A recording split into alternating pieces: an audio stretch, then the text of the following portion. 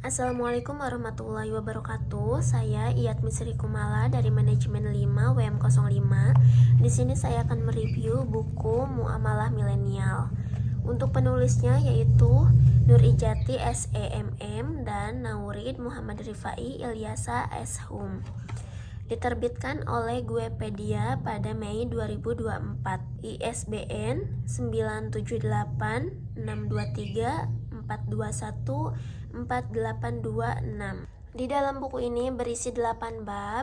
Untuk bab pertama itu sebuah pengertian yang universal, yang isinya ada pengertian dan tujuan syariah, fungsi hidup bersyariah, muamalah secara universal, ijtihad, ijma, dan qiyas. Yang terakhir itu mujtahidin. Untuk bab pertama membahas tentang suatu jalan agar tidak tersesat dalam hidup baik di dunia maupun di akhirat, yang dimana jalan tersebut membantu manusia memiliki hubungan dengan Allah dan hubungan sosial antar manusia untuk saling mengenal. Dengan kata lain, muamalah diartikan hubungan sosial manusia secara universal yang dijalankan sesuai ajaran agama Islam. Selanjutnya bab 2 muamalah, yang berisi tentang pembagian dan jenis muamalah, muamalah al-adabiyah, muamalah madiyah, hubungan dengan ekonomi, sistem ekonomi Islam, dan yang terakhir mazhab ekonomi Islam era milenial. Bab 2 membahas tentang konsep ini, mengajarkan bahwa setiap orang memiliki hak untuk memilih dan mengamalkan agamanya masing-masing tanpa adanya tekanan atau intimidasi dari pihak lain. Selain itu juga mengajarkan pentingnya dialog dan kerjasama antar kelompok agama, serta menekankan bahwa semua agama memiliki prinsip-prinsip yang sama dalam membangun kebaikan dan keadilan. Selanjutnya bab 3 muamalah berdasar sejarah Islam, yang berisi tentang muamalah era Islam klasik, era ajaran Rasulullah SAW, era Khulafa Ur-Rasyidin, era Tabi'in dan Atba Tabi'in, era abad pertengahan. Bab ini membahas tentang lebih dari 1000 tahun telah mempraktikkan sistem ekonomi Islam yang kemudian dikembangkan dalam beragam model yang berbeda-beda tiap negara atau suatu masyarakat dari waktu ke waktu. Ekonomi Islam diterapkan sejak era Nabi Muhammad SAW hingga dikembangkan oleh ulama-ulama dan intelektual muslim dari waktu ke waktu hingga sempat mengalami kejayaan dan kemundurannya. Selanjutnya bab keempat lembaga keuangan Indonesia, yang berisi tentang memahami lembaga keuangan, fungsi lembaga keuangan, jenis-jenis lembaga keuangan, perbedaan lembaga keuangan bank dan bukan bank. Bab ini membahas tentang lembaga yang memiliki dua jenis, yakni lembaga keuangan bank serta lembaga keuangan bukan bank. Kedua lembaga ini juga berbeda dalam hal tujuan pemberian pinjaman.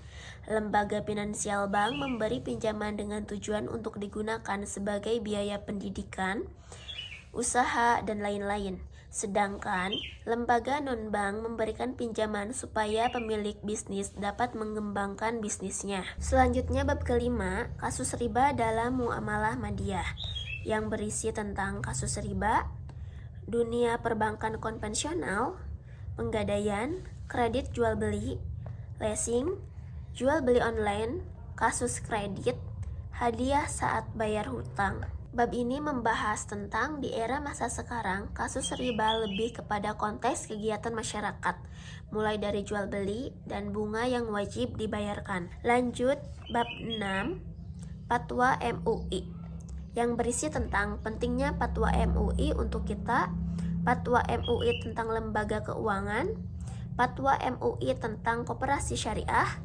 Fatwa MUI tentang leasing, Fatwa MUI tentang penggadaian, Fatwa MUI tentang jual beli online. Bab ini membahas Islam memerintahkan agar penganutnya mematuhi aturan ajaran agama Allah dan mematuhi aturan pemerintah. Tetapi Fatwa MUI bukan merupakan suatu jenis peraturan perundang-undangan yang mempunyai kekuatan hukum mengikat. Fatwa MUI hanya mengikat dan ditaati oleh umat Islam yang merasa mempunyai ikatan terhadap MUI itu sendiri.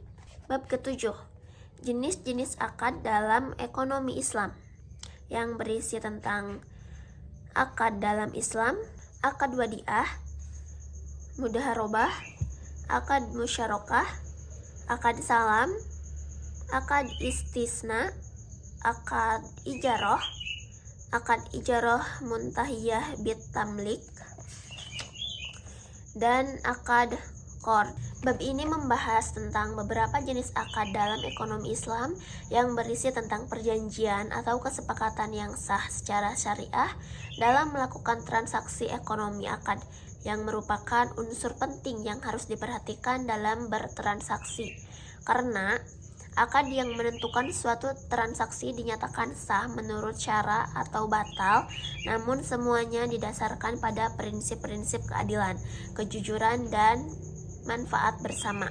Selanjutnya, bab ke-8, muamalah madiyah menurut ulama mazhab Sunni, yang berisi tentang sekilas 4 ulama berpangkat mujtahid, hukum jual beli, barang yang boleh dan tidak boleh diperjualbelikan, ijab dan kabul dalam jual beli, khiyar atau hak pilih, hal yang membatalkan jual beli yang dilarang, tashhiriyah dan pengembalian barang cacat, pengembalian laba, salam dan kirod, gadai, wadiah atau titipan harta, mudaharobah atau bagi hasil, ijaroh atau persewaan, syirkah atau berserikat. Selanjutnya, damam atau jaminan, hiwalah atau pemindahan utang, riba atau kelebihan, taflis atau failit, dan hajr atau larangan menggunakan harta. Bab ini membahas tentang secara spesifik tentang pandangan ulama mazhab Sunni mengenai berbagai jenis transaksi ekonomi dalam konteks kehidupan modern yang sering disebut sebagai muamalah milenial. Materi ini membahas mulai dari konsep dasar jual beli hingga berbagai jenis akad atau perjanjian dalam transaksi bisnis yang diperbolehkan dan dilarang, hingga kondisi khusus seperti pailit dan larangan menggunakan harta. Mungkin segitu saja yang bisa saya sampaikan dari beberapa bab yang ada di buku ini. Untuk kelebihannya itu, cara penyampaian di buku ini sangat jelas dan relevan dengan kehidupan modern seperti sekarang, mulai dari teori sampai contoh nyata yang sangat mudah dipahami oleh pembaca. Untuk kekurangannya, mungkin cuma di penulisannya aja yang banyak sekali typo-nya, sehingga menghambat untuk pembacanya ya, menjadi kurang fokus. Lanjut untuk kesan pesannya. Untuk kesannya, buku ini memberikan pandangan yang segar dan relevan mengenai prinsip-prinsip muamalah dalam konteks kehidupan modern dan era digital.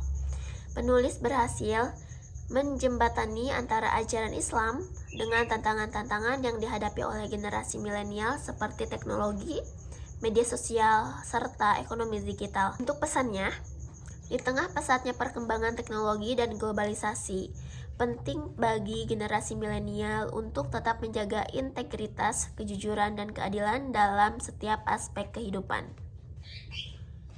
Untuk kritiknya, mungkin tadi ya terlalu banyak typo di setiap kalimatnya. Baik, untuk kesimpulannya adalah buku Muamalah Milenial merupakan bacaan yang sangat bermanfaat bagi generasi milenial. Bukan milenial saja ya, generasi Gen Z juga seperti saya sangat bermanfaat sekali. Terutama yang ingin belajar tentang pengelolaan keuangan dan bisnis yang sesuai dengan nilai-nilai Islam, dan buku ini memberikan panduan yang dapat diterapkan dalam kehidupan sehari-hari. Mungkin segini saja review dari saya tentang buku ini. Semoga bermanfaat bagi kalian semua yang mendengarkan penjelasan saya. Wassalamualaikum warahmatullahi wabarakatuh.